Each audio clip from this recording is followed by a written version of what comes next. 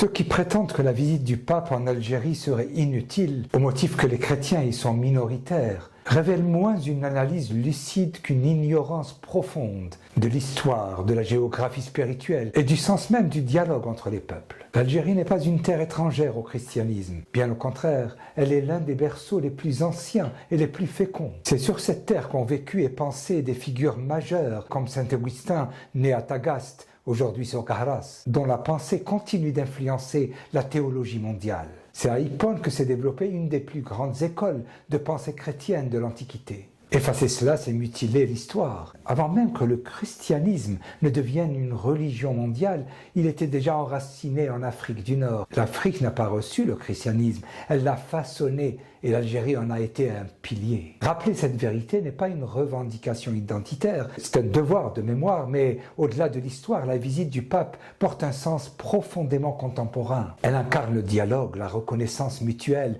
le respect entre les cultures et les religions. Dans un monde fracturé par les replis identitaires, les discours de haine, une telle visite est un acte de courage politique et spirituel. Le pape ne vient pas seulement voir une communauté chrétienne, il rencontre un peuple, une nation, une civilisation. Il vient saluer une terre de coexistence où l'islam majoritaire a su, à travers son histoire, préserver des traces, des lieux et une mémoire plurielle. Il vient affirmer que la dignité d'un pays ne se mesure pas au nombre de fidèles d'une religion, mais à sa capacité à incarner des valeurs universelles.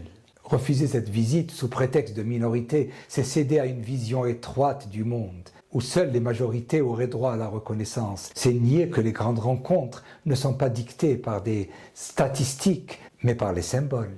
L'Algérie n'est pas un désert spirituel, elle est un carrefour de civilisation, une terre où se sont croisés, affrontés et enrichis des héritages multiples. La visite du pape y prend donc tout un sens. Elle est un retour aux sources autant qu'un pas vers l'avenir. Ceux qui s'y opposent devraient peut-être se poser une question simple, très simple. Faut-il attendre d'être nombreux pour mériter le respect ou suffit-il d'exister dans la dignité de son histoire ?